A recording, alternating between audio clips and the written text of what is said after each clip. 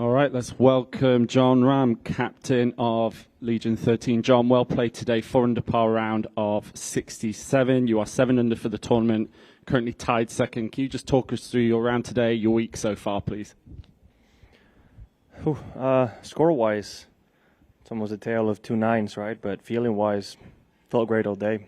Starting on 2, so my first 10 holes, being 2 over par without really feeling like I was swinging bad or making mistakes. There's just, very strong winds, right? I mean, felt like it was 20 miles an hour plus the entire day nonstop, and then very firm fairways, firm greens, and they're small, right? So maneuvering these bounces, you need a little bit of luck sometimes, and felt like I didn't hit it as close to the hole as I thought I was going to in some of the swings. And then the 2 mistakes I made on those 10 holes cost me 2 bogeys, but then everything kind of shifted, right? Made an incredible swing on 12 on that second shot. The 4-iron is, about as good as I can hit a golf shot, and making that eagle is kind of what propelled and changed the momentum the rest of the round, and gave myself a really good chance on those final 9 holes, and happy to give myself another chance going into tomorrow. Jon, just looking towards the season standings, obviously a few things needed to happen this week between you and Joaquin. You're currently 9 shots ahead of him. Will that play in your mind at all tomorrow, or are you just focused on this week? All of that is a consequence on how I play on the course, right? So not really. The goal is to win, and by winning, I'll get the most amount of points I can possibly get, and then I need a little luck on my side that Joaquin doesn't have a good week, right? Just because he hasn't so far doesn't mean that tomorrow he can't shoot low and give himself some outside chance of earning some points. But no matter what, if I win, I'm going to have a real possibility of catching him and possibly passing him in next week. So the goal is up to what I can do this week and hopefully defend my title. Good stuff. Over to you, Mike. So, Jon, obviously you won here last year. You're in contention again this year. Did you think right away that this was a course that, this is a course that I'm really comfortable on? I don't know if it's something I ever think, to be honest. I think it helps that I played good last year. I think it helps that it's somewhat similar setup this year, completely different wind, but it's firm.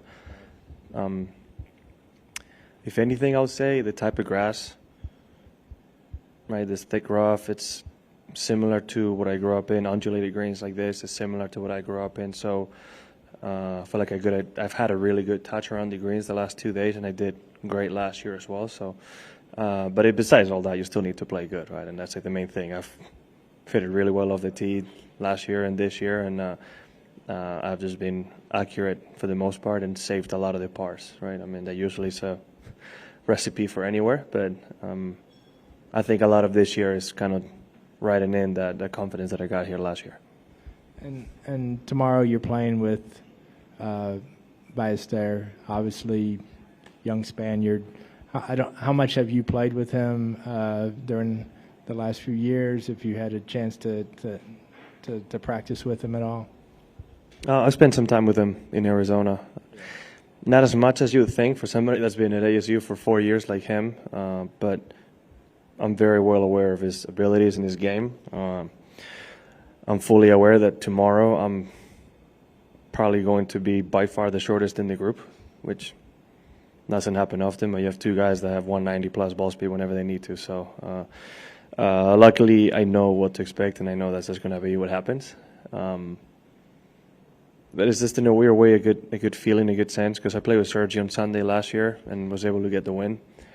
So hopefully it repeats itself where I play with another Spaniard and I get the win as well. But besides all that, just happy that he's doing this well this early, and hoping nothing but the best for him tomorrow. And hopefully we'll have a fun day and give a good show for the viewers. All the best tomorrow. So last year and this year, there have been 2 out of the 3 players in the final group Spaniards. Is there something about this course that you think makes a Spaniard comfortable here playing?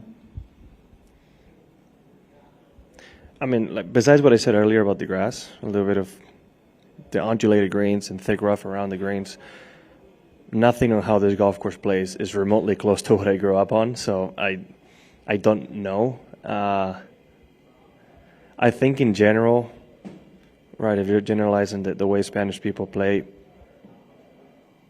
there's a level of creativity and ability on the greens that all of us are usually known for, and I think obviously that's going to help a lot on a setup like this, right? We're all going to miss greens, we're all going to miss fairways, just the nature of the difficulty, so being able to have the ability to give yourself the best chance in those situations, I think it fits into that, but I will just say it's more the fact that both of us happen to play really good this year, and Sergio and I happen to play really good last year. I don't think there's anything that will correlate just because we're from Spain. I wish, but... So you've gained strokes off the tee in 26. This will probably make 27 consecutive events.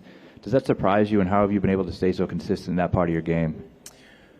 Yes, because for the most part this year it's still pretty bad. Valderrama was good, and this week feels good again, but I would say I've been fighting my swing off the tee for a better part of a year, so I'm very surprised, yeah. Thanks. Do we have any more questions? All right, John, thank you very much. Play well tomorrow.